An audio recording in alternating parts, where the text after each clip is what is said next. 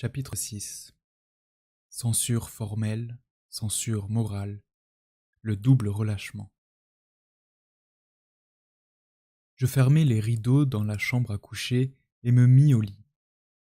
C'était un des instants de profond soulagement de la journée. Aucune personne étrangère, aucun regard étranger, peut-être même pas une oreille étrangère ne me suivait dans cette pièce. Je savourais cet inexprimable délice d'être seul sans être observé, ni d'avoir d'exigence envers moi-même. Ne pas penser, ne pas travailler, ne rien vouloir découvrir ni savoir, être allongé paisiblement sur le dos, fermer les yeux, respirer, respirer. Je respire, je ne pense pas, je suis calme. Christa Wolf, ce qui reste. Pour Freud, l'inconscient, qui est constitué de toutes les expériences du passé refoulées hors du champ de la conscience, cherche à trouver le moyen de s'exprimer, mais rencontre les forces de la censure, qui oblige à dissimuler, déguiser, travestir, camoufler, masquer, déformer ou transformer. Tous les termes sont de Freud. Cette expression de manière à ce qu'elle soit acceptable. Cette censure est liée au surmoi, qui est une sorte à la fois de tribunal moral intérieur et de bureau politique de la censure. Un juge doublé d'un censeur en tant que produit intériorisé des interdictions et limites, fixées par les parents, mais plus largement liées aux normes et aux formes de censure caractéristiques d'une époque et d'un milieu donné. Le rapport de force entre les forces désirantes de l'inconscient et les forces de la censure engendre une expression onirique ou un symptôme névrotique qui est ce que Freud appelle une formation de compromis. Refoulement, répression, censure, lutte, rapport de force, contournement de la censure, compromis, etc. Autant d'expressions que l'on trouve sous la plume de Freud. L'appareil psychique freudien ressemble à un espace politique au sein duquel se jouent en permanence des batailles entre des forces opposées. Le modèle politique ou polémologique de fonctionnement de l'appareil psychique donne l'impression d'un monde de haute surveillance, où tout message doit être codé, et où une machine à chiffrer extrêmement sophistiquée, quasi machiavélique, transforme tout, afin que le message initialement inacceptable, celui de l'inconscient, ne soit plus reconnaissable par les puissances surveillantes. Peu convaincu par ce modèle, le philosophe russe Mikhail Bakhtin écrivait « À voir avec quelle finesse ce mécanisme inconscient pénètre toutes les nuances de nos pensées et de nos représentations, tous les détails les plus subtils de nos images, etc. Il est clair qu'en comparaison, les censeurs de Nicolas Ier étaient de vrais soliveaux. » Avec cette idée centrale de contournement de la censure, Freud croit tenir l'explication clé du caractère souvent incohérent et étrange du rêve. La déformation du rêve est ce qui nous fait apparaître celui-ci comme étrange et incompréhensible. Et tout oubli, lacune, incohérence ou bizarrerie n'est que le signe de l'action redoutablement efficace de la censure. Toutes les fois que le rêve manifeste présente des lacunes, il faut incriminer l'intervention de la censure du rêve. Nous pouvons même aller plus loin et dire que toutes les fois que nous nous trouvons en présence d'un élément de rêve particulièrement faible, indéterminé et douteux, alors que d'autres ont laissé des souvenirs nets et distincts, on doit admettre que celui-là a subi l'action de la censure. On pourrait dire qu'une hypothèse fausse a malgré tout permis à Freud de franchir une étape déterminante dans la connaissance, en le poussant à chercher ce qui se construisait et comment ça se construisait dans la fabrique onirique. Le rêve est censé déguiser l'accomplissement, camouflé, d'un désir inconscient refoulé, pour passer entre les mailles de la censure.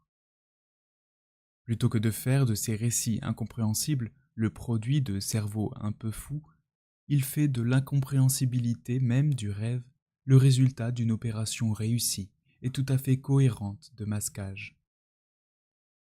Le rêve doit être obscur pour ne pas trahir les pensées prohibées. Et si l'incohérence du rêve a un sens, alors il faut chercher à déchiffrer ce sens et à décrire toutes les opérations de chiffrement.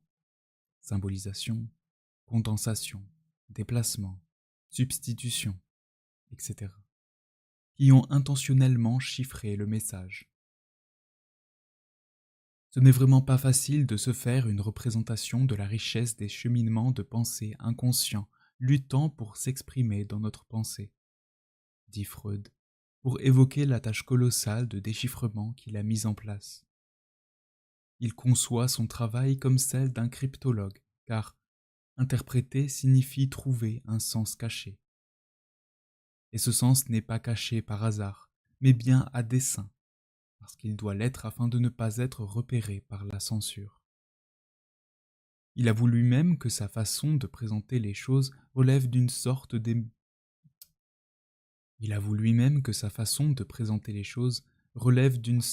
démonologie, car tout se passe comme si un malin petit génie venait provoquer les forces de la censure. Il nous a semblé en effet que le processus de formation du rêve obscur ressemble à l'effort que ferait un subordonné pour glisser subrepticement une parole qu'il saurait devoir déplaire à son chef. Exception faite des rêves enfantins qui peuvent être brefs, clairs, cohérents, facilement intelligibles, non équivoques. Le contenu manifeste du rêve est, comme le message politique ou militaire codé, un faux message qui cache un vrai message, celui que Freud appelle le contenu latent du rêve. Les carottes sont cuites. Énoncé à la radio depuis Londres durant la Seconde Guerre mondiale, ne renvoie pas à un acte culinaire, mais est le signal pour déclencher des opérations dans les territoires occupés par les Allemands. Et de la même façon, ce que semble dire le rêve n'est pas à prendre au pied de la lettre, puisqu'il cache des pensées plus fondamentales. Freud formule l'hypothèse d'une force de la censure comme celle d'un refoulement du désir à une époque et dans une société où le tabou du sexe est particulièrement fort et où la censure idéologique n'est pas une vue de l'esprit. Les tendances répréhensibles, indécentes au point de vue éthique, esthétique et social qu'il voit à l'œuvre sont pour lui essentiellement d'ordre sexuel. Le moi débarrassé de toute entrave morale cède à toutes les exigences de l'instinct sexuel. Le modèle politique de l'activité psychique est sous les yeux de Freud dans l'actualité la plus vive.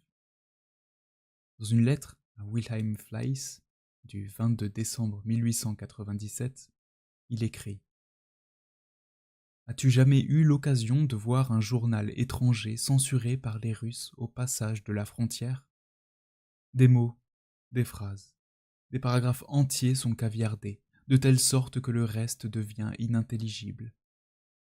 C'est une sorte de censure russe qui apparaît dans les psychoses et qui donne lieu à des délires en apparence dénués de sens. »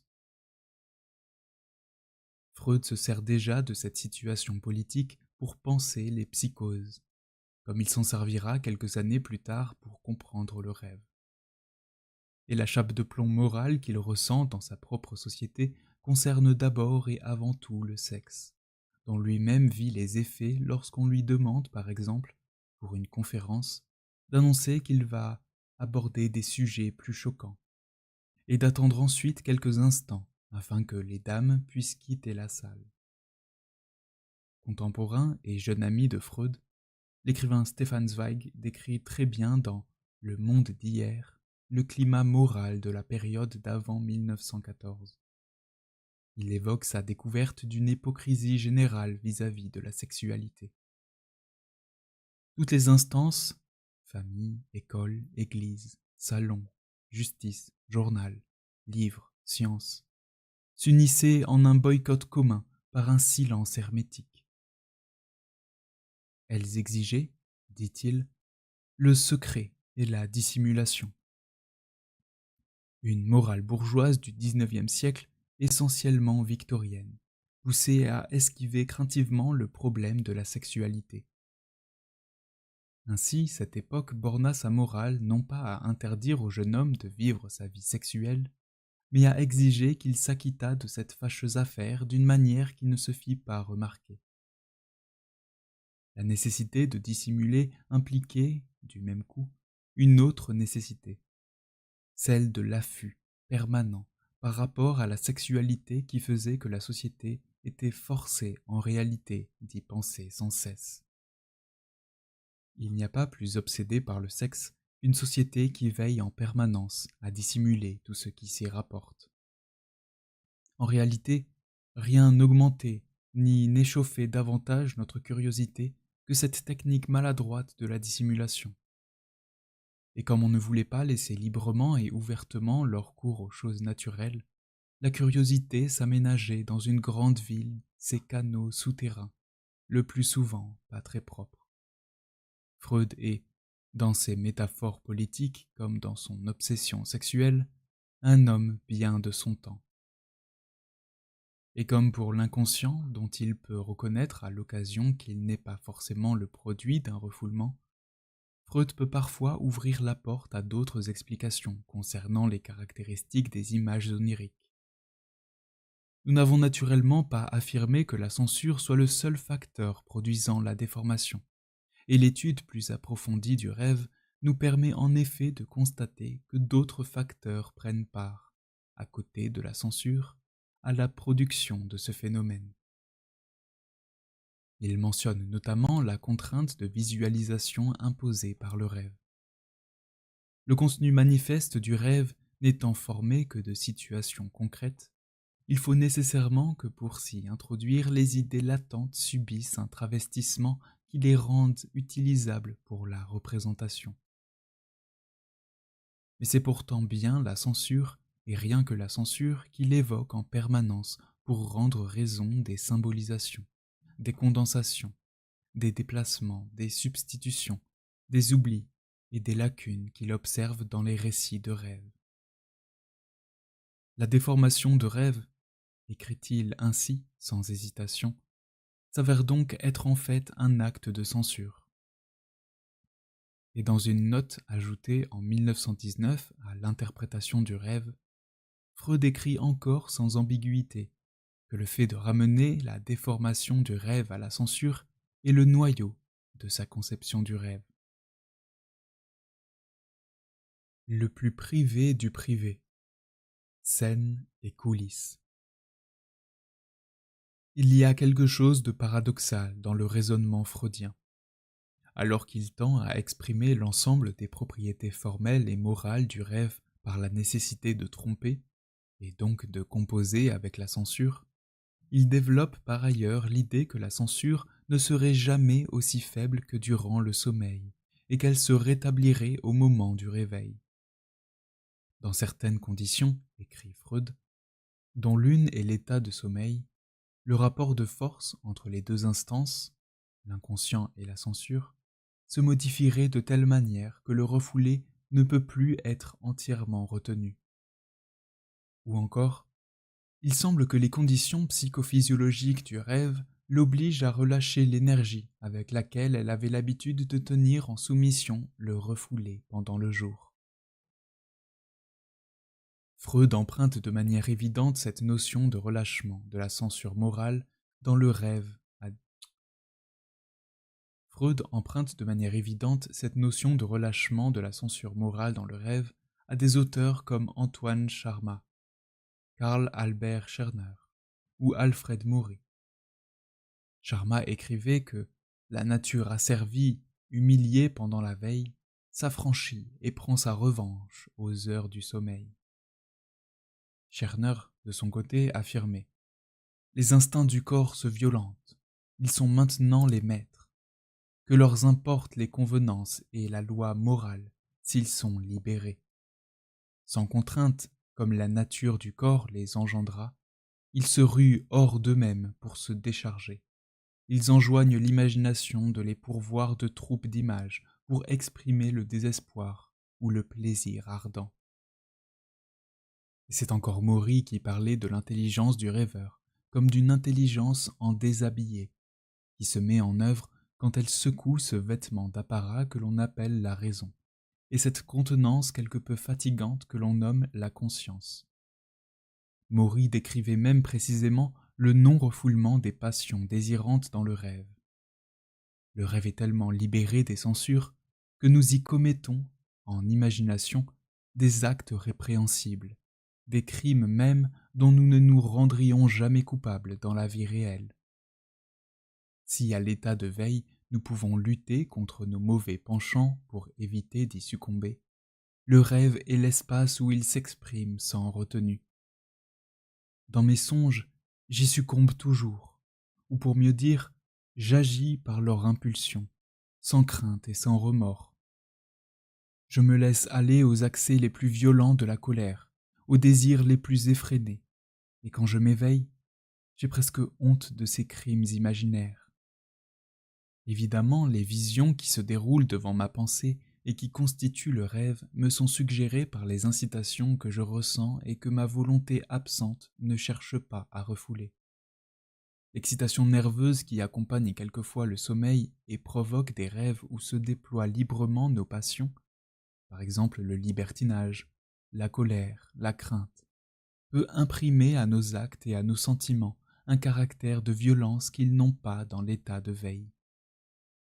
En rêve, l'homme se révèle donc tout entier à soi-même dans sa nudité et sa misère native.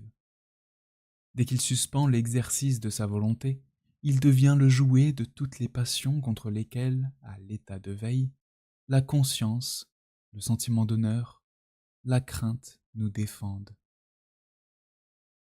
Freud a ainsi emprunté en partie à ses auteurs le thème du relâchement et de l'absence de contrôle ou de volonté, tout en introduisant l'idée qu'il y aurait travestissement pour cause de censure, pour expliquer les propriétés formelles du rêve qui s'expliquent par de toute autre raison. Après Freud, d'autres auteurs vont continuer à maintenir l'idée que les désirs que nous repoussons pendant la veille reparaissent pendant le sommeil. C'est, par exemple, le cas de Marcel Foucault qui soutient en 1906 que durant le sommeil, les facultés morales supérieures sont suspendues, et que toutes les forces mentales et morales que la raison maîtrise pendant la veille y sont déchaînées. La cause générale de cette place prépondérante occupée dans le rêve par les désirs refoulés et les craintes déraisonnables me paraît résider dans la suspension ou l'affaiblissement des pouvoirs de contrôle et de direction pendant le sommeil. Toutes les forces que la raison de l'homme éveillé repousse dans la subconscience reparaissent lorsque l'action des facultés critiques est supprimée. Ce sera aussi celui d'Yves Delage qui, en 1920, situe le refoulement du côté de la vie éveillée. Il résulte de tout ce qui a été exposé au cours de cet ouvrage que les rêves reproduisent la plupart du temps les idées qui, dans la vie réelle, ont été comprimées, refoulées, soit par des circonstances intercurrentes, soit par un acte de notre volonté. Les idées refoulées par des circonstances intercurrentes sont quelconques et ne sauraient être systématisées, puisque ce sont simplement celles qui, par hasard, occupaient la pensée au moment où la circonstance qui les a chassées est intervenue. Il n'en est pas de même pour celles que nous avons refoulées à bon escient.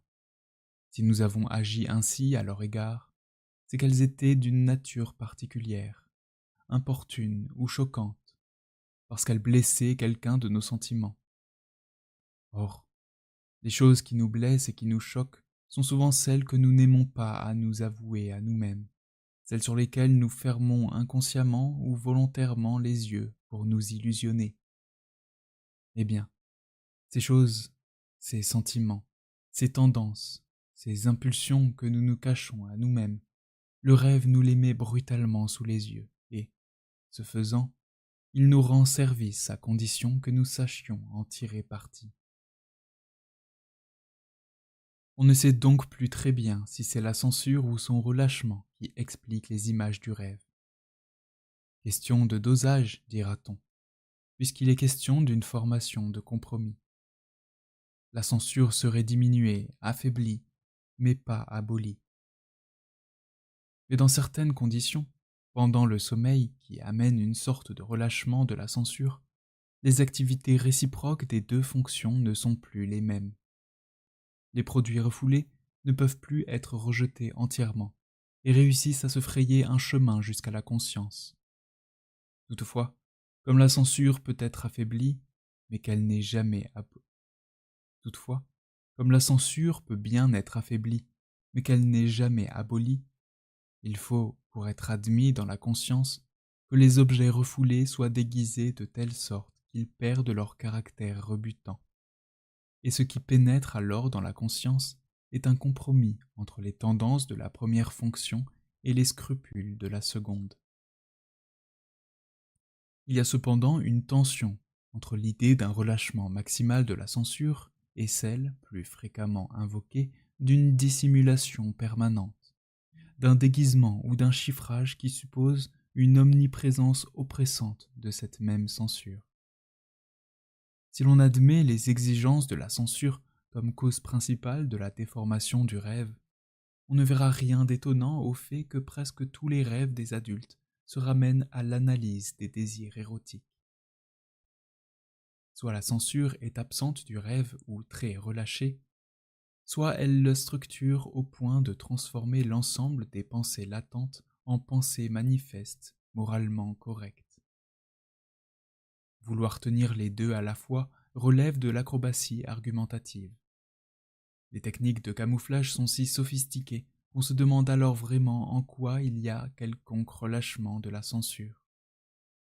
Cette censure impitoyable semble même être encore plus retorse dans le rêve que dans la vie éveillée.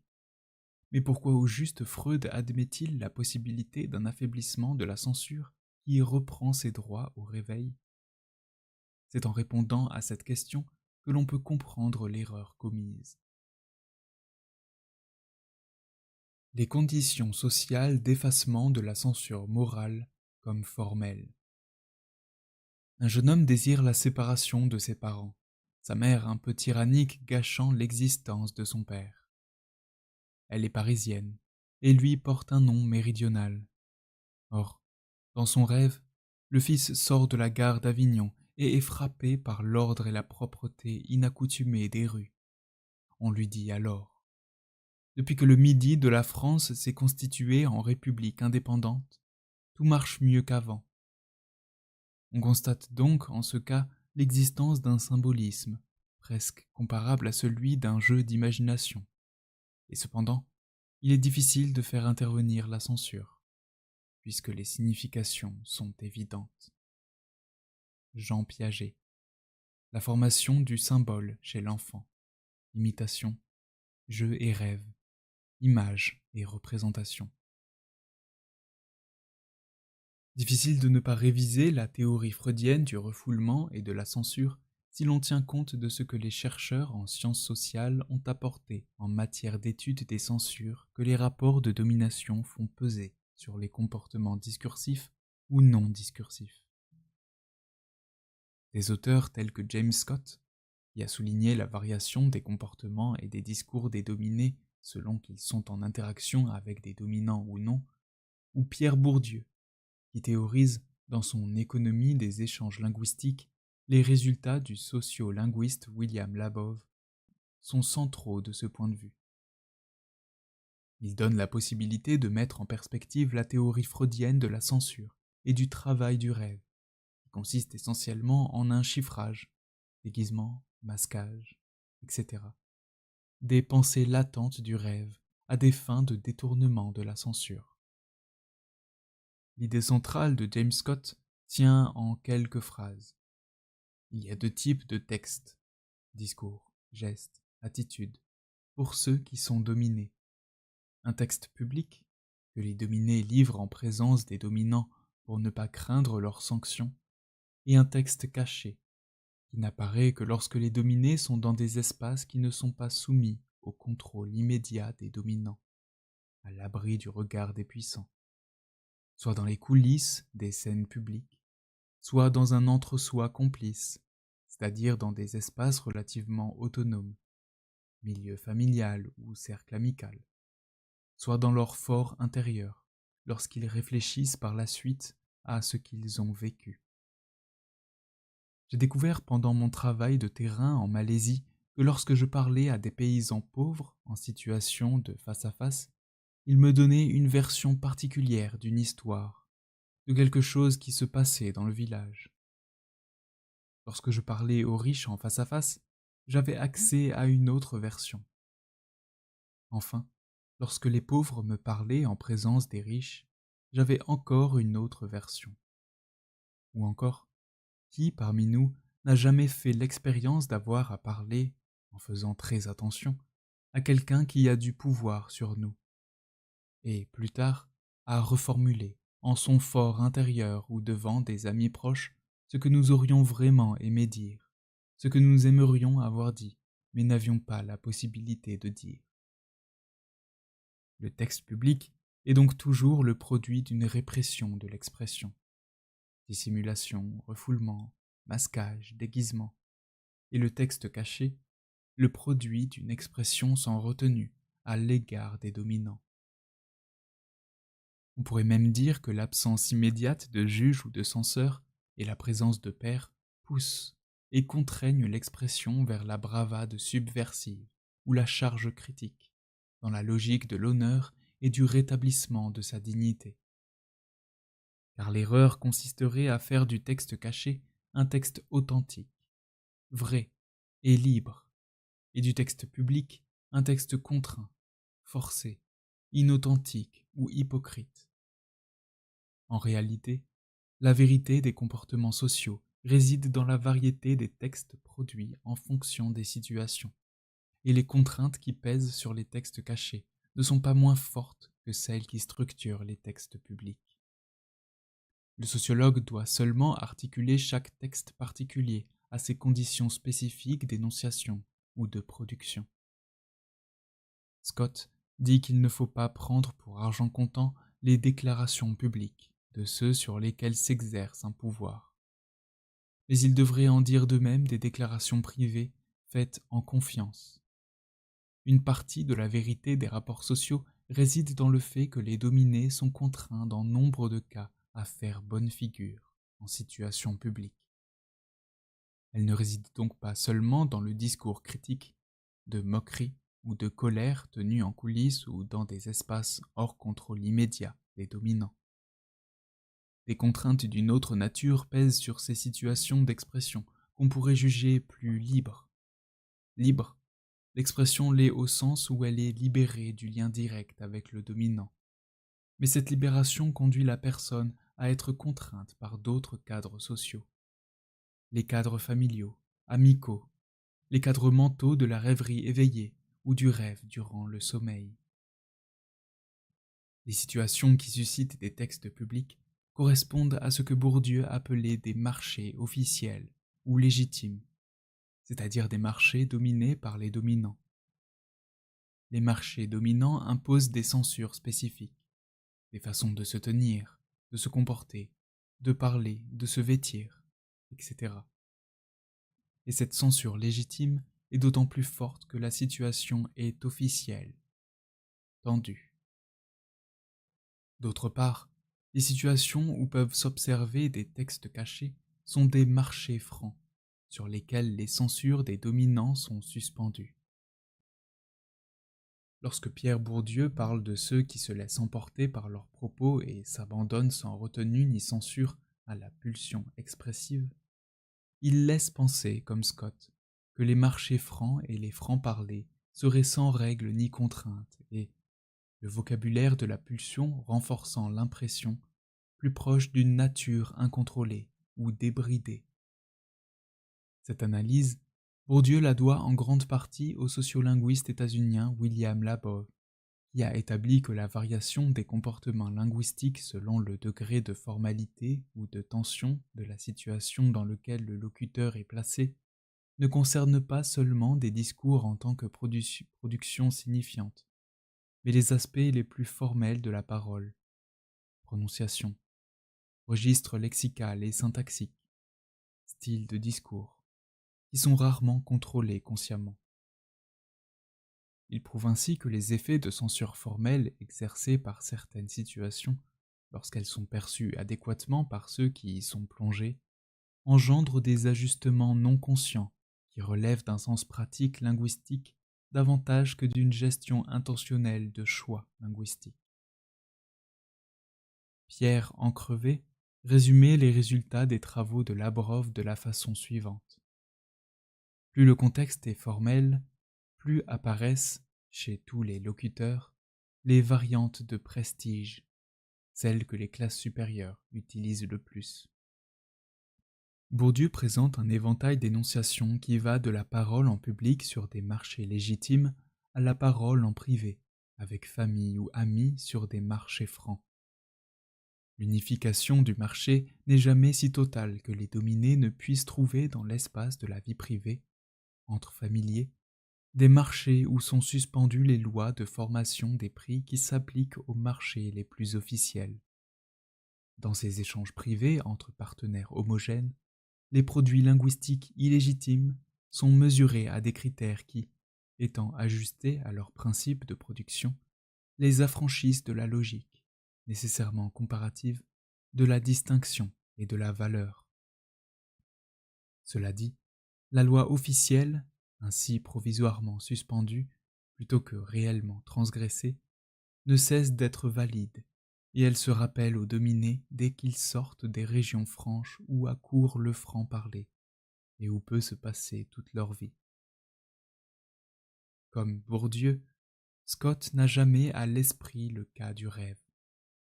Dans ses réflexions sur les textes, cachés ou publics, il imagine de son côté plutôt un éventail de situations qui vont du fort intérieur, de la rêverie éveillée, jusqu'au camp de concentration, en passant par la conversation entre amis, au statut et au niveau de pouvoir équivalent. Selon Scott, les dominés dissimulent, masquent, déguisent leurs intentions, leurs sentiments, leur manière spontanée de sentir et d'agir pour ne pas être sanctionnés par ceux qui ont le pouvoir. Il y a donc un travail de mise en forme, et même de répression ou de refoulement de ces pulsions expressives, qu'analyse bien Bourdieu en mobilisant un vocabulaire freudien. Toute expression est un ajustement entre un intérêt expressif et une censure constituée par la structure du champ dans lequel s'offre cette expression. Et cet ajustement est le produit d'un travail d'euphémisation pouvant aller jusqu'au silence, limite du discours censuré. Ce travail d'euphémisation conduit à produire quelque chose qui est une formation de compromis, une combinaison de ce qu'était à dire, qui prétendait à être dit, et de ce qui pouvait être dit, étant donné la structure constitutive d'un certain champ. Autrement dit, le disciple dans un certain champ est le résultat de ce que l'on pourrait appeler une mise en forme. Parler, c'est mettre des formes. Même si elle n'évoque pas la question du rêve, les analyses de Scott et de Bourdieu permettent toutefois de prendre conscience que les rêves se situent en fait à la pointe extrême du pôle privé. Dans les termes de Scott, on pourrait dire que le rêve est le plus caché des textes cachés. Et dans ceux de Bourdieu, on peut dire que c'est une production symbolique qui s'engendre dans le plus franc des marchés francs, celui du dialogue de soi avec soi, de la communication de soi à soi. L'interlocuteur du rêve, qui n'est autre que lui-même, combine deux propriétés fondamentales qui informent le rêve. Il est de valeur sociale parfaitement égale.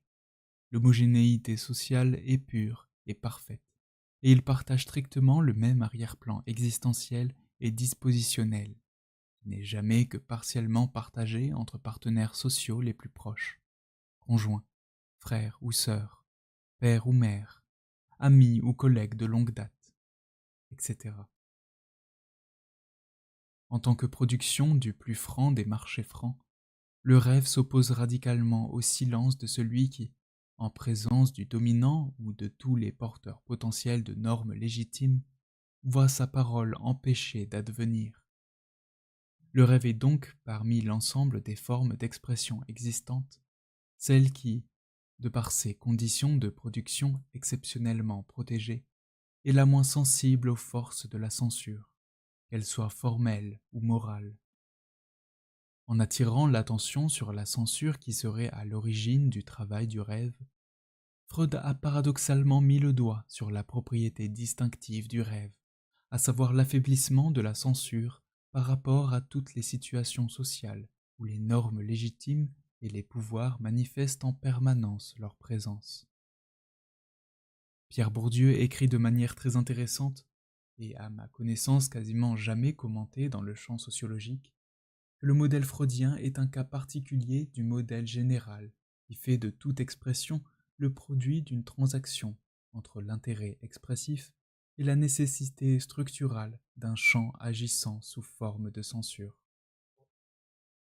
En disant cela, il ouvre la possibilité de penser le rêve comme un cas particulier du possible, un cas de forme d'expression qui ne se comprend qu'au croisement d'un intérêt expressif, ce que j'appellerais la problématique existentielle du rêveur, les préoccupations les plus récurrentes et structurantes de son existence, et ce qu'elle révèle de ses dispositions les plus fortement constituées, et des conditions de son expression. Mais Bourdieu ne va pas jusqu'au bout de son intuition et passe à côté du problème. Tout d'abord, il laisse la possibilité que cet intérêt expressif soit une pulsion biologique, aussi bien que sociale, au lieu de le sociologiser. Ensuite, il ne remet pas en question la pertinence générale de son concept de champ et préfère lui faire subir une extension problématique en faisant, par exemple, de la famille un champ. Il écrit ainsi: la répression sociale qui s'exerce au sein de l'unité domestique comme champ de rapport de force d'un type particulier et variable dans leur structure selon les conditions sociales, est tout à fait particulière dans sa forme, celle de l'injonction tacite et de la suggestion. Et elle s'applique à une classe tout à fait particulière d'intérêts, les pulsions sexuelles. On remarquera par ailleurs, dans cette citation, que l'espace domestique est censé se caractériser par la répression des pulsions sexuelles. En écrivant cela, Bourdieu reprend sans les discuter les thèses freudiennes sur la répression et son explication sexualiste. Mais surtout, en intégrant le modèle freudien dans sa réflexion, Bourdieu ne remet pas en question la force de la censure s'exerçant, selon Freud, sur les rêves, et fait comme si les rêves, comme les productions philosophiques, celles de Martin Heidegger, dont il fait l'étude, subissaient avec autant d'intensité cette censure. Il écrit ainsi que l'analyse freudienne de la syntaxe du rêve et de toutes les idéologies à l'usage privé fournit tous les instruments nécessaires pour comprendre le travail d'euphémisation et de mise en forme qui s'opère toutes les fois une pulsion biologique ou sociale doit composer avec une censure sociale. Son attention étant rivée sur les productions symboliques publiques et produites dans un état de conscience éveillée, il ne trouve rien à redire au modèle de la censure des pulsions appliquées aux rêves. Pourtant, le fait que même le modèle freudien, comme il le souligne, fonctionne particulièrement bien pour analyser des productions symboliques littéraires, politiques ou philosophiques situées pourtant à 1000 lieues des productions oniriques, aurait dû attirer son attention critique. Bourdieu passe donc à côté de l'erreur freudienne sans la voir. Cette erreur consiste à faire de la censure un principe puissant d'explication du rêve, de la forme qu'il revêt, en tant que travestissement d'une pensée latente qui doit échapper au contrôle de la censure, lors même que les forces de la censure sont tout particulièrement absentes dans ces temps de communication privée, de soi à soi. De son côté, Freud ne distingue pas les situations selon la nature, privée ou publique, officieuse ou officielle, intime ou impersonnelle, mentale ou verbale, endormie ou éveillée. Plus on va vers le pôle privé, intime, mental, et moins le contrôle moral comme linguistique est fort. En revanche, les situations publiques supposent une plus forte tension, un haut degré d'autocontrôle et une hypercorrection morale et linguistique très grande. De ce point de vue, le rêve se différencie de la rêverie éveillée, qui n'est pas de l'interaction informelle en face à face avec un proche, Il n'est pas l'interaction plus formelle avec un collègue. Il n'est pas le discours officiel en public ou l'examen scolaire, etc. Son modèle théorique de l'appareil psychique ne tient guère compte de la variation des contextes, ce qui l'empêche du même coup de saisir les spécificités du rêve par rapport aux autres formes d'expression. Ainsi, Freud juge analogue la situation intrapsychique du rêveur et la situation de communication entre une personne et une autre qui lui est supérieure. Là où l'accomplissement de souhaits est méconnaissable, déguisé, une tendance à la défense contre ce souhait devrait forcément être présente et, par la suite de cette défense, le souhait ne pourrait parvenir à l'expression autrement que déformé. Je vais chercher pour ce fait pris dans la vie intérieure psychique son pendant pris dans la vie sociale. Où trouve-t-on dans la vie sociale une déformation analogue d'un acte psychique? Seulement là où il s'agit de deux personnes, dont l'une possède un certain pouvoir, la seconde devant, à cause de ce pouvoir, être pleine d'égards. Cette seconde personne déforme alors ses actes psychiques, ou, comme nous pouvons le dire aussi, elle se dissimule. La politesse que je pratique tous les jours est pour une bonne part une telle dissimulation. Une véritable comparaison l'amènerait à se rendre compte que les deux situations n'ont vraiment rien d'analogue du point de vue de l'effet de censure. L'intérêt des travaux des chercheurs en sciences sociales est justement de montrer que la censure n'est pas la même partout, quel que soit le contexte d'expression. La même personne parlant de cet individu ayant du pouvoir avec des amis proches ne dirait déjà plus les mêmes choses. Mais on se demande bien pourquoi, alors que dans le rêve tout se passe de soi à soi, sans interlocuteur extérieur ni public, le souci de déguiser ses sentiments s'imposerait au rêveur comme un subalterne confronté à un détenteur de pouvoir. De la même façon, Freud rapproche la situation du rêveur à celle de l'écrivain qui veut publier un texte à charge contre le pouvoir en place. C'est une situation analogue que se trouve l'écrivain politique qui a des vérités désagréables à dire à ceux qui ont le pouvoir. S'il les dit sans déguisement, le détenteur du pouvoir va réprimer sa déclaration. Après coup, s'il s'agit d'une déclaration orale, préventivement, si elle doit être rendue publique par la voie de l'impression. L'écrivain doit redouter la censure. C'est pourquoi il modère et déforme l'expression de son opinion. Selon la force et la susceptibilité de cette censure, il se voit obligé ou bien de s'en tenir à certaines formes d'attaque, ou bien de parler par allusion et non par désignation directe, ou bien il doit cacher sa communication choquante derrière un déguisement d'apparence anodine. Il peut parler, par exemple, d'incidents entre deux mandarins de l'Empire du Milieu, alors qu'il a en vue les fonctionnaires de sa patrie.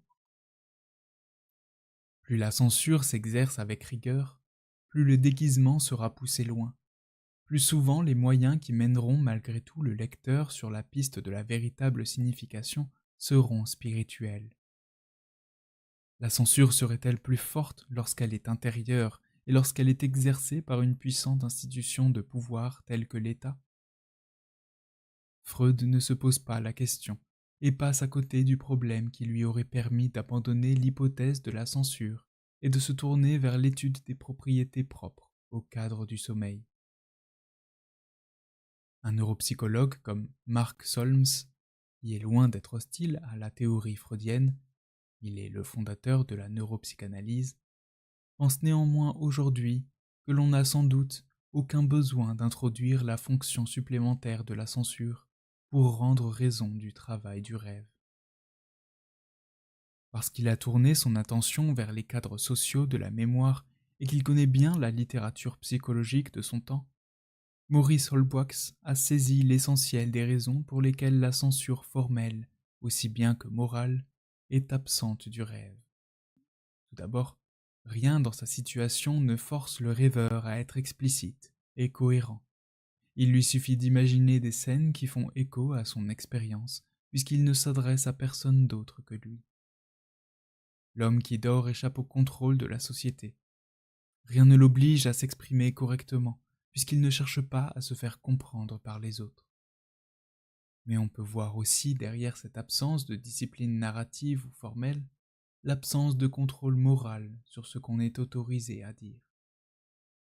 On observe que l'homme est dressé à comprendre ce qu'il voit et ce qu'il éprouve par la discipline sociale, et que son intelligence est faite d'idées, presque toutes en partie verbales, qui lui viennent de son entourage humain immédiat ou lointain.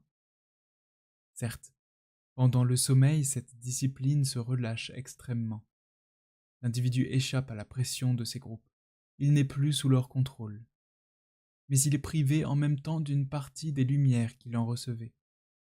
C'est pourquoi il ne peut se rappeler, sous la forme de suites cohérentes d'événements bien localisés, telle ou telle période ou scène de sa vie passée. Mais c'est à un philosophe, linguiste et théoricien de la littérature russe, Mikhail Bakhtin, que l'on doit la formulation la plus pertinente du problème de la censure. La proximité entre locuteur et allocutaire, et dans le rêve la proximité devient identité, explique l'affaiblissement de la censure.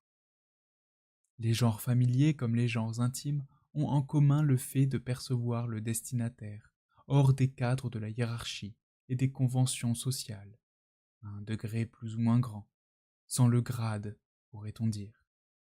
Il en résulte une franchise spécifique de la parole, qui peut, dans les styles familiers, aller jusqu'au cynisme.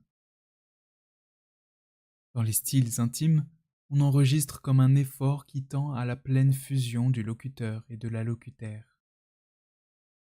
Dans le discours familier, les interdits de langage et les conventions s'abolissant, une attitude personnelle, non formelle, devient possible à l'endroit du réel. Le franc-parler de la rue, appeler les choses par leur nom, a toujours été caractéristique de ce style. Les genres et les styles intimes reposent sur une proximité intérieure maximale entre le locuteur et le destinataire de la parole, à la limite, sur leur fusion, pourrait-on dire.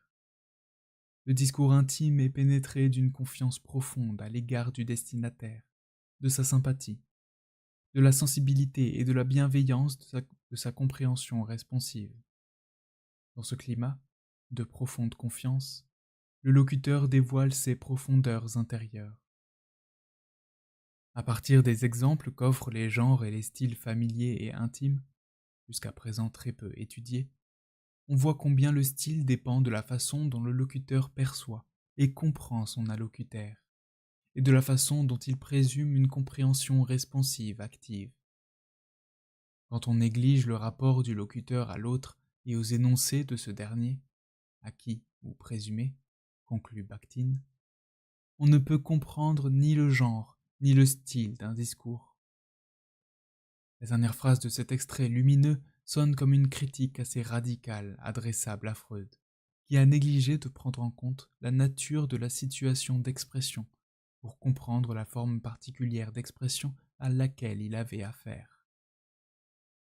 On peut regretter simplement que Bakhtin n'ait pas intégré le récit de rêve à sa réflexion, car il y aurait trouvé une confirmation supplémentaire de la pertinence de ses analyses. La fusion du destinateur et du destinataire suffit à rendre compte du relâchement moral comme du caractère elliptique et apparemment illogique du rêve.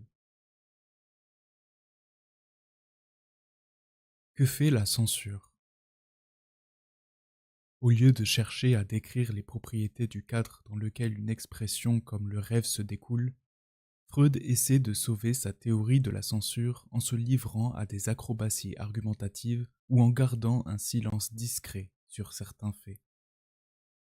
Concernant les acrobaties, Freud tient absolument à l'idée que le contenu manifeste du rêve est une version déformée, sous l'effet de la censure, du contenu latent du rêve. Mais il est obligé de rendre compte de certains rêves où les rêveurs font ou voient faire des choses horribles. À ce moment-là, il lui faut faire l'hypothèse que le contenu latent échappe à toute censure et passe sans modification dans le rêve. Mais ce genre d'explication n'est pas très satisfaisant. Pourquoi la censure varierait-elle soudainement dans ses effets? Plutôt que d'inventer une censure qui peut connaître des ratés, Freud devrait accepter le fait que la censure est fort peu présente dans le rêve, et que c'est cela qui constitue précisément l'intérêt fondamental de l'étude du rêve.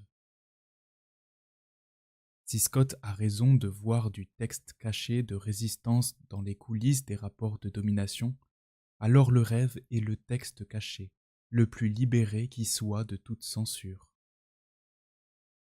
Dans l'un des rêves analysés par Freud, dans l'interprétation du rêve, une femme aime un homme qu'elle a revu par le passé à l'occasion du recueillement autour du cercueil de son neveu mort, Otto, le fils de sa sœur. Or, elle souhaite revoir cet homme. Elle rêve donc que l'autre enfant de sa sœur, Karl, qu'elle aime par ailleurs beaucoup moins qu'Otto, est mort. Freud dit qu'il s'agit d'un rêve d'impatience et que la dame en question associait l'homme aux terribles circonstances dans lesquelles elle l'avait précédemment revu. Mais le plus incroyable dans ce rêve réside dans le fait suivant. Alors que rêver la mort d'un autre enfant n'est pas une chose moralement très correcte, c'est pourtant par cette voie que la rêveuse passe pour exprimer le désir de revoir cet homme. Le fait même qu'elle aime Karl moins qu'Otto fait qu'elle ne s'embarrasse pas de la censure et qu'elle le fait mourir en rêve, car seul l'effet escompté, revoir cet homme à son enterrement, auquel son décès est associé, importe à ses yeux. Le rêve condense donc à la fois son rapport à Karl et son désir pour un homme qui sont reliés dans son esprit. Dans un autre rêve, un juriste rêve qu'il arrive chez lui, une dame au bras. La police est sur les lieux et l'arrête pour infanticide. Or, la veille, il était chez sa maîtresse avec qui il a passé la nuit. Il a fait l'amour avec elle durant la nuit et encore au petit matin. C'est une dame mariée et il ne veut pas qu'elle se retrouve enceinte.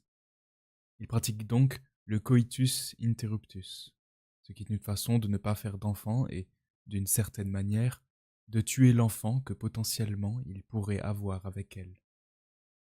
Son souhait, Freud a sans doute raison sur ce point, est de ne pas avoir d'enfant avec cette femme. Mais une fois encore, Freud ne se rend pas compte que l'atrocité est dans le contenu manifeste du rêve, plus que dans son contenu latent. Ne pas vouloir d'enfant, ce n'est pas rêver qu'on l'a tué. Ce que prouve un tel rêve, c'est bien davantage que le rêveur lâche les brides du contrôle social et de la censure. Il imagine bien pire que ce qu'il souhaite en vérité, et on ne voit pas trop ce qu'il se cache à lui-même dans ce rêve. Pour ce qui est des silences, Freud ne s'attarde pas sur les rêves érotiques ou plus directement pornographiques qui existent pourtant bel et bien. Ils n'apparaissent que très marginalement dans son propre corpus de rêves. Dans l'interprétation du rêve, il avoue même dans une simple note de bas de page avoir évité l'interprétation de rêves au contenu ouvertement sexuel, soutenant l'idée que ce qui ne peut se dire, c'est en général le désir sexuel, ou que le désir sexuel ne peut se dire que de manière déguisée. Il ne peut qu'être embarrassé par des rêves ouvertement et même crûment sexuels. Comment ce qu'on est censé traquer et débusquer derrière des réalités très banales, anodines ou étranges, peut-il faire irruption sur la scène onirique, en pleine lumière? Par exemple, dans l'interprétation du rêve, il rapporte un rêve d'un collègue d'Otto Rank. Celui-ci rêve qu'il dévale un escalier pourchassant une petite fille. Il l'attrape et, au beau milieu de l'escalier, il frotte son sexe contre le sexe de l'enfant.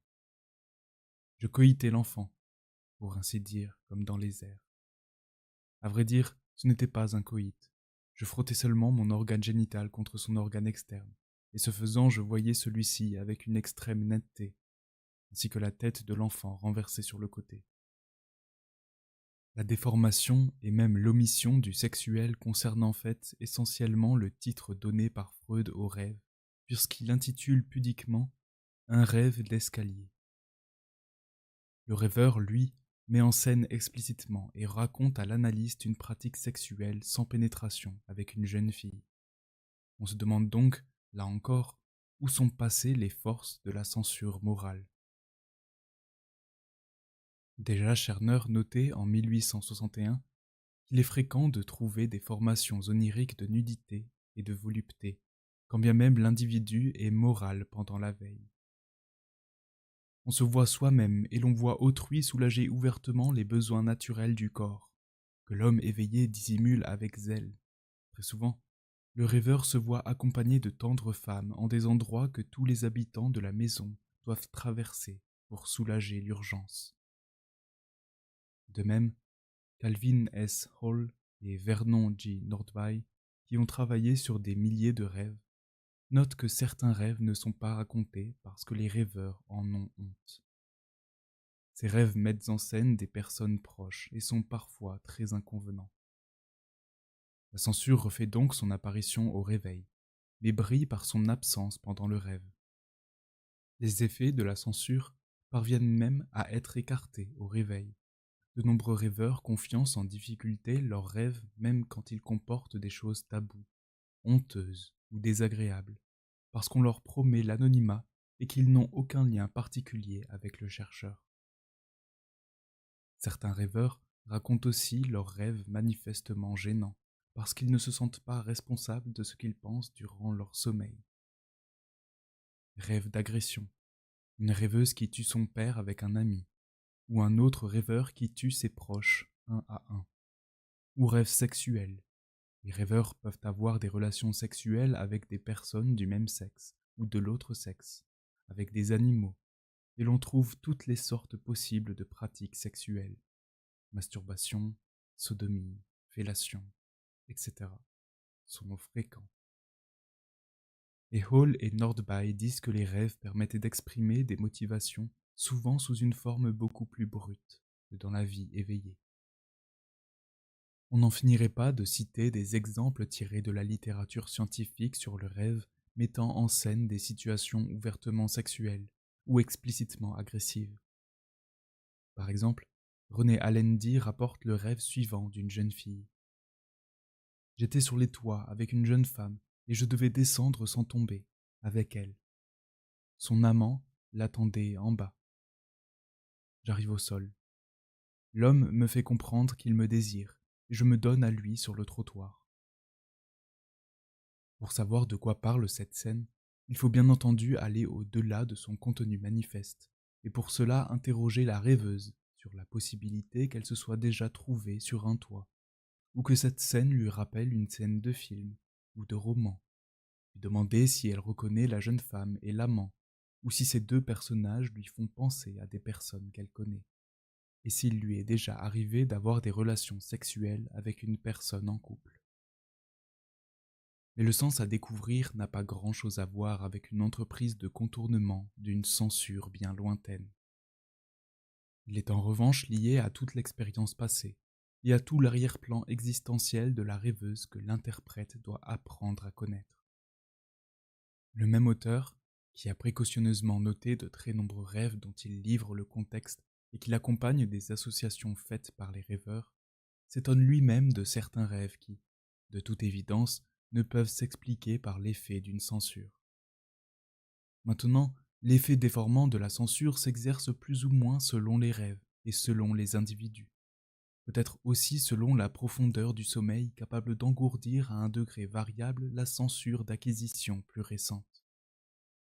Toujours est-il qu'il arrive que nous réalisions froidement en rêve des actions abominables ou des désirs monstrueux, du moins selon le point de vue de notre éthique consciente. C'est ainsi que le rêve montre souvent la mort de personnes que nous croyons cependant aimer, pour peu que ces personnes apportent la moindre gêne à nos instincts. Il nous paraît difficile d'expliquer ces irrégularités dans le mécanisme de la censure. Enfin, on reviendra sur un rêve étudié par Jacques Montangero, qui montre que non seulement la censure y est quasi inexistante, mais que le rêve est beaucoup plus franc et direct que ne l'a été la situation réelle qui en est à l'origine. Le rêveur est un homme d'environ 50 ans, marié, qui a écrit une lettre à une jeune femme qui avait laissé ses coordonnées pour signifier qu'elle était disposée à rencontrer des partenaires sexuels. La lettre reste sans réponse. Mais 3 mois plus tard, il rencontre l'une de ses nièces qui ressemble à la description de la jeune femme, et il ressent alors une grande gêne à l'idée que ça pourrait être elle. Quelque temps plus tard, il rêve qu'il est avec la fille de sa cousine et se demande, gêné, comment lui annoncer qu'elle trouvera une lettre chez elle contenant un préservatif usagé. Avec ce sens de l'exagération onirique, commente Montangero, la mise en scène du rêve est très crue, faisant ressortir que la missive a été envoyée à quelqu'un de sa famille de la génération suivante, qu'elle a rapport au sexe et qu'il est très choquant de l'avoir envoyée. Non seulement le rêve ne cherche visiblement pas à contourner une censure, mais il amplifie le sentiment de gêne éprouvé à l'état éveillé. Une lucidité du rêve. Le rêve n'est pas déformé pour échapper à une censure quasi inexistante. Il est même la pointe la plus pure de l'expression de soi, ou de l'individualité, comme disait Bakhtin, celle qui est la plus délestée de toute obligation de compromis. Il n'est donc pas cette formation de compromis que voulait y voir Freud, mais une expression de soi à soi qui peut s'affranchir à la fois des nécessités linguistiques ou formelles de la communication, orale comme écrite, à autrui, et des nécessités morales de l'expression ordinairement censurée pour ne pas choquer ou déclencher la réprobation. L'absence de censure formelle est ce qui explique son caractère parfois décousu, illogique, achronologique, incohérent. Le rêveur doit, au moment du réveil, tenter malgré tout de raconter ce rêve dans une forme acceptable. L'absence de censure politique ou morale est ce qui rend le rêve plus directement ancré dans les problèmes du rêveur. Le rêve va à l'essentiel de ce que sont les préoccupations, mais sous des formes qui déroutent le rêveur à l'état éveillé. Et c'est pour cette raison qu'on a parfois souligné la lucidité des rêves ou leur capacité à désigner les problèmes sans prendre de gants, ni tourner autour du pot, en les dramatisant même et les faisant apparaître ainsi encore plus nets et plus grands qu'ils paraissent à la conscience éveillée. C'est Léon d'Hervé de Saint-Denis qui soulignait en 1867 la perspicacité de l'esprit dans le rêve, du fait précisément de la déconnexion totale du rêveur par rapport à des éléments qui pourraient le distraire de sa pensée. C'est assurément l'un des côtés les plus intéressants du sujet qui nous occupe, que cette perspicacité si puissante, cette sorte de divination intuitive à laquelle l'esprit peut s'élever parfois, dans l'état de rêve, grâce à la concentration absolue de toutes les formes d'attention. Il cite le médecin et philosophe Pierre-Jean Georges Cabanis, qui explique que parfois nous rêvons qu'une personne n'est pas tout à fait franche et honnête, alors que nous l'apprécions plutôt dans la vie éveillée, et que les faits nous prouvent que le rêve avait raison. Les sentiments fugaces à demi conscients dans la vie éveillée, et qui finissent par passer inaperçus, peuvent donner lieu à des images beaucoup plus nettes dans le rêve. C'est encore Yves Delage qui affirmait en 1920 que le rêve est l'espace le plus éclairant sur la personnalité du rêveur. Le rêve nous rend le service inestimable d'arracher brutalement tous les voiles et de nous montrer à nous-mêmes tels que nous sommes réellement. À nous de ne pas mépriser ces indications. Le rêve est un flambeau qui éclaire les bas-fonds de notre nature intime. Est-il sage de fermer les yeux à sa lumière sous le prétexte que c'est la fantaisie et non la raison qui le tient dans sa main? In vino veritas, disaient les anciens. À cet adage, nous pourrions en rajouter un autre. In somnio veritas. Delage rapporte un rêve personnel fait dans la nuit du 11 au 12 avril 1914. Rêve du visiteur importun, qui prouve la lucidité du rêveur, ou du moins la capacité du rêve à mettre en scène la vérité d'une situation qui n'apparaît que voilée dans la vie éveillée. L'auteur rêve qu'il fait une visite impromptue à un couple d'amis très proches, Monsieur et Madame X, et que ceux-ci, et tout particulièrement Madame X, le reçoivent avec une extrême froideur, l'ignorent, puis se montrant plus que distant avec lui. Dans la vie éveillée, rien ne permettrait d'imaginer une telle réaction chez ses amis, mais Delage note un certain rigorisme en ce qui concerne les égards que lui, Madame X, son dû n'est pas étranger à son caractère, en sorte que des visions rapides, aussitôt refoulées à l'état de veille, ont bien pu me traverser l'esprit, me la représentant sous le jour où elle s'est montrée dans mon rêve. Dans l'intimité du rêve, ce qui n'est qu'à demi conscient, à l'état de veille se déploie sans nuance. Le rêve nous présente sans voile, je dirais sans pudeur, ses jugements, ses opinions, résultant de la décérébration inconsciente. Examinées de ce point de vue, bien des choses deviennent claires qui ne le seraient pas sans cela. Et voilà en quoi le rêve nous rend le service de nous mettre sous les yeux celles de nos propres pensées, que nous ne voudrions pas nous avouer à nous-mêmes. On trouve aussi chez Erich Fromm l'idée la plus développée d'une lucidité, d'une perspicacité ou d'une vérité du rêve. Fromm explique ce gain de lucidité par le fait que, durant le sommeil, les rêveurs sont délivrés du fardeau du travail, du devoir de défense ou d'attaque, et qu'ils n'ont donc plus à surveiller ou à dominer la réalité. N'étant plus sollicité par l'environnement, le rêveur peut être tout à ses pensées comme jamais il ne le peut avec autant d'intensité dans la vie éveillée. Toute pensée pénétrante exige une concentration d'esprit dont nous sommes souvent incapables dans la veille. Des sentiments fugaces ou des intuitions passagères de la vie éveillée peuvent être développés. Fromm raconte ainsi un rêve où le rêveur fait preuve de plus de perspicacité vis-à-vis d'une personne que dans la vie diurne. Dans la vie éveillée, cette personne est perçue avec admiration et est idéalisée, tandis que durant le rêve, sa cruauté apparaît, qui sera confirmée dans les faits.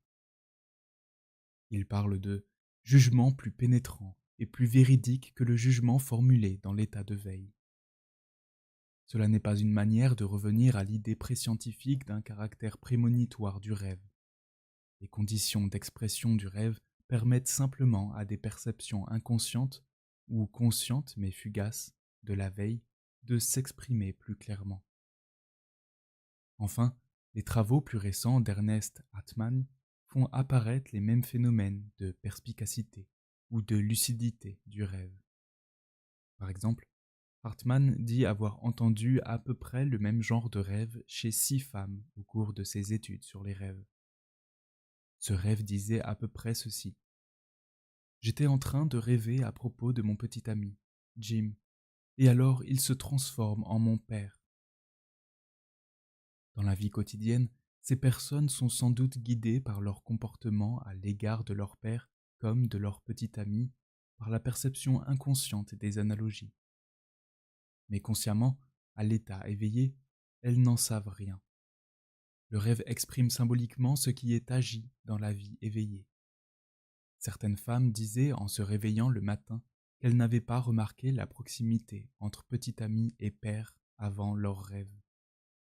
Il y a donc une certaine lucidité du rêve. Les rêveuses voient ce qui est perçu inconsciemment dans la vie éveillée. Mais cette lucidité a tout de même des limites évidentes.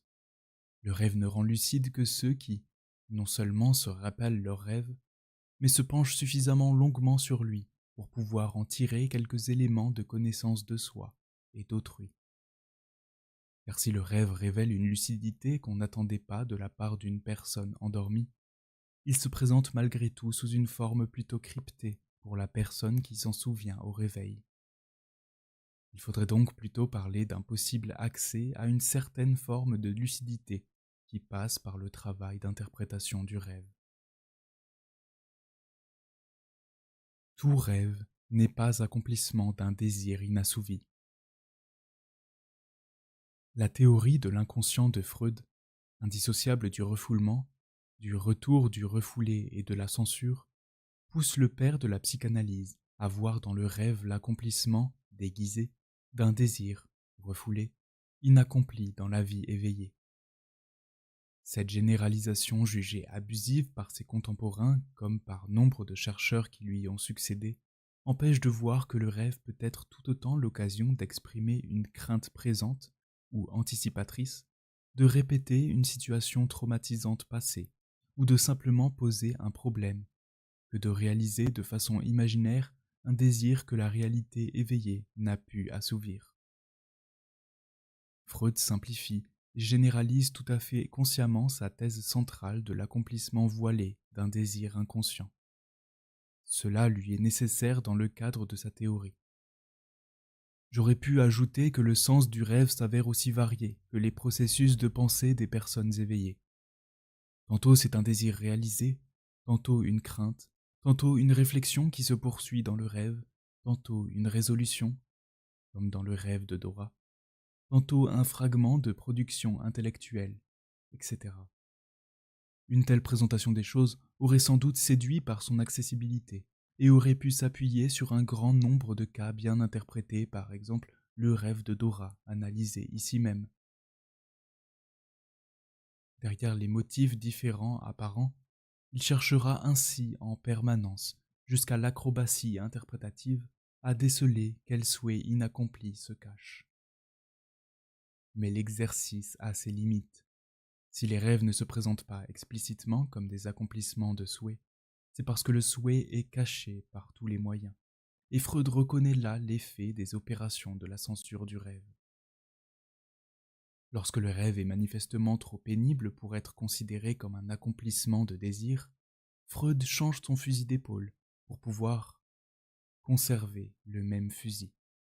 Le rêve pénible répondrait tout de même à la définition du rêve-souhait, sauf que le souhait n'est plus celui de l'inconscient, mais celui du moi ou de l'instance censurante. Ainsi, les rêves de punition seraient encore des accomplissements de souhait, mais venant du moi qui réagirait par le souhait de punition au souhait inconscient refoulé.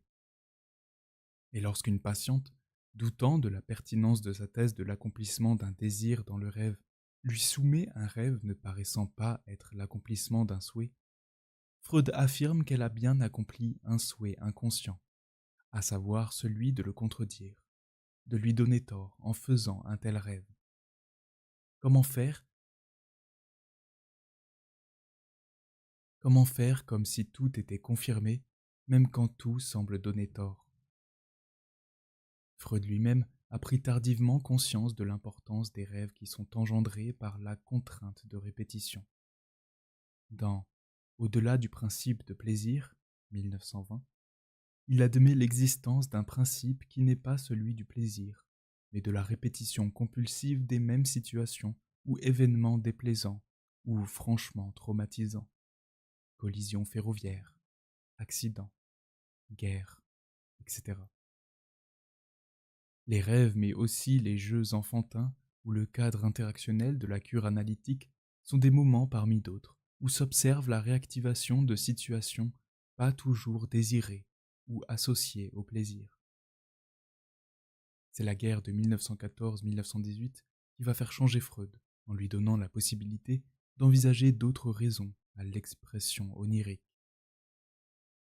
Les rêves des soldats, comme des personnes atteintes de névrose traumatique, qui répètent les chocs insupportables de la guerre, amènent Freud à infléchir son interprétation.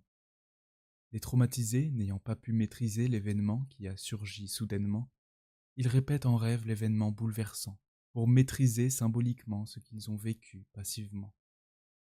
Mais Freud ne modifiera pas pour autant les éditions ultérieures de l'interprétation du rêve. Comme le langage ordinaire, le langage du rêve n'a pas qu'une seule orientation. Dire que le rêve se borne à exprimer des désirs inconscients, c'est comme si l'on disait que le langage verbal ne permet d'exprimer que les désirs des sujets parlants ou des locuteurs. Or, le langage, qu'il soit visuel et onirique, ou verbal et utilisé dans la vie éveillée, remplit des fonctions variées. Exprimer un désir, une colère, une angoisse, une peur, une crainte, un doute, une ambivalence, un ordre, etc. Tout se passe comme si Freud voulait réduire tous les jeux de langage onirique à un seul jeu de langage, à savoir celui par lequel le rêveur exprime un désir que la vie éveillée n'a pu permettre de réaliser. Il est probable qu'il y a de nombreuses formes différentes de rêves, et qu'il n'y a pas qu'un seul type d'explication qui s'applique à eux tous. Exactement comme il y a de nombreuses sortes différentes de plaisanteries, ou exactement comme il y a de nombreuses sortes différentes de langage. Freud voulait trouver une explication unitaire qui montrerait ce que c'est que rêver.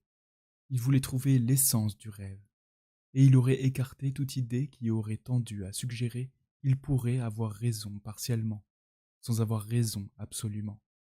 Être partiellement dans l'erreur, cela aurait signifié pour lui qu'il se trompait du tout au tout, qu'il n'aurait pas trouvé réellement l'essence du rêve. Le rêve connaît, lui aussi, une multiplicité d'usages. En 1903, Théodore Flournoy, médecin et psychologue genevois, publie dans les archives de psychologie de Genève la première recension en français de la Traum-Deutung. Il souligne positivement le fait que Freud attribue une signification au rêve au lieu de le considérer comme un simple ramassis incohérent et fortuit de débris mnésiques. Mais il pointe quelques limites ou défauts, dont celui de l'abus de généralisation. D'aucuns trouveront même qu'il est trop ingénieux parfois, et que son interprétation de tel ou tel rêve est terriblement tirée par les cheveux. Et nous devons avouer que l'universalité qu'il donne à sa thèse nous laisse perplexes. Sans doute, une foule de nos rêves, bien examinés, ne sont en effet que l'accomplissement déguisé d'un désir réprimé. Et qu'ils le soient tous, cela semble plus difficile à admettre. Dans certains cas, Flournoy remarque que les rêves sont fondés sur la crainte plutôt que sur le désir ou le souhait, et il attribue aux rêves une fonction préparatoire et pas seulement une fonction de réminiscence du passé. La théorie freudienne lui semble, in fine, beaucoup trop étroite, et il résume ses points de désaccord en disant que le rêve exprime toutes nos tendances, pas seulement désir, mais crainte. Que ce ne sont pas seulement tendances refoulées, mais aussi tendances que le moi s'avoue parfaitement, et qu'il n'a pas toujours travestissement. Quelque temps plus tard, Marcel Foucault exprime les mêmes réserves sur la théorie freudienne. Il reconnaît l'existence de rêves correspondant au modèle de l'accomplissement d'un désir inassouvi. Par exemple, un élève privé de sortie par l'école rêve que, par un subterfuge, il parvient à sortir avec ses camarades.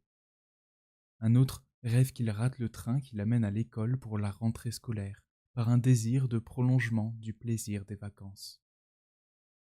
Mais pour Foucault, la peur comme le désir contribuent à engendrer le rêve, qui est une rumination mentale, un moyen de préparer l'action à venir et d'affronter les difficultés qui se présentent, autant qu'une compensation.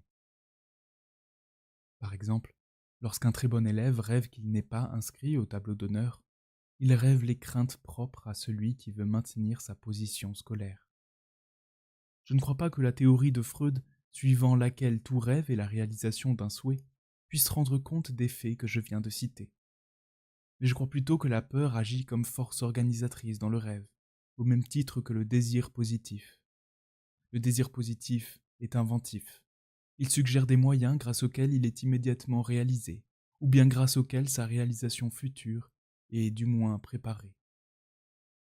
Ainsi, cette rumination mentale que constitue le rêve est utile. Elle fournit à l'esprit des moyens, d'une valeur très variable d'ailleurs, pour atteindre les fins auxquelles il tend. La peur agit de la même manière. Elle suggère aussi des moyens d'action, à savoir les moyens par lesquels le danger prévu et redouté pourra être écarté. Mais, principe de charité oblige, on peut comprendre que Freud est tenu, contre toute évidence factuelle, à maintenir sa thèse de la réalisation d'un désir dans le rêve. Comme l'hypothèse d'une censure qui a rendu possible et même nécessaire la recherche de tous les moyens par lesquels le rêve est censé déjouer la surveillance du censeur, la thèse d'un accomplissement d'un désir permet de soutenir l'idée selon laquelle le rêve a bien un sens qu'il faut rechercher, et qu'il n'est pas une série incohérente d'images sans signification. Dans une lettre enthousiaste adressée à Fliess le 16 mai 1897, il dit de manière significative : « J'ai jeté un coup d'œil sur la littérature, et je me dis, comme l'espiègle démon celte, que je suis content. Nul regard humain n'a percé le voile du déguisement de Puck. Personne ne soupçonne le moins du monde que le rêve, loin d'être quelque chose d'insensé, est bien une réalisation de désir. L'acquis incontestable du travail de Freud, qui consiste à ne pas réduire le rêve à des éléments biologiques ou neurologiques, à contredire tous ceux qui ne voient dans le rêve qu'une chose informe, incohérente et inintelligible, et à s'attacher à décrire l'ensemble des procédés cognitifs à l'œuvre dans les rêves, visualisation, dramatisation, symbolisation, condensation, déplacement, etc. Lui cache la réduction qu'il opère en rapportant tous les rêves à l'accomplissement déguisé d'un désir inconscient refoulé. On pourrait dire que Freud utilise une clé qui permet de laisser fermer les mauvaises portes du réductionnisme organique biologique et de l'inintelligibilité du rêve qui débouchent tous deux sur des impasses, mais que cette clé n'ouvre qu'une petite porte d'une énorme bâtisse qui n'est pas entièrement accessible de cette façon-là. Il faut ajouter que cette clé lui permet aussi de réunir une série de problèmes, toutes sortes de symptômes névrotiques, dont ceux de l'hystérie, ainsi que les rêves trouvent grâce à elle leur solution. Mais on peut abandonner l'idée de l'accomplissement d'un désir inconscient et celle d'un travestissement de ce désir dû à la censure, sans abandonner l'idée que le rêve est sensé et que les modalités de son expression, qui sont liées aux contraintes spécifiques qui pèsent sur elle, sont à décrire. L'erreur de Freud est aussi une erreur sur ce que peut ou ce que doit être une théorie. Il ressent le besoin de trouver la clé qui ouvre tous les rêves, alors que cette tentative est par nature vouée à l'échec. Une théorie générale est tout à fait possible, et même souhaitable, mais elle ne peut consister à proposer un principe unique d'explication de tous les rêves. La seule chose que peut faire une théorie, c'est de nous indiquer quels processus ou quels mécanismes sont à l'œuvre dans le rêve, de quoi les images du rêve sont faites, et avec quoi. Quel type de données sur la vie du rêveur. Ces images doivent être mises en relation pour être interprétables. Une telle théorie ne fournit pas une grille d'interprétation ou un principe général d'engendrement de tous les rêves, mais seulement une manière de procéder pour refaire, pour chaque nouveau rêve, le travail d'interrogation du rêveur, d'éclaircissement, de mise en relation des éléments pertinents et d'interprétation de l'ensemble.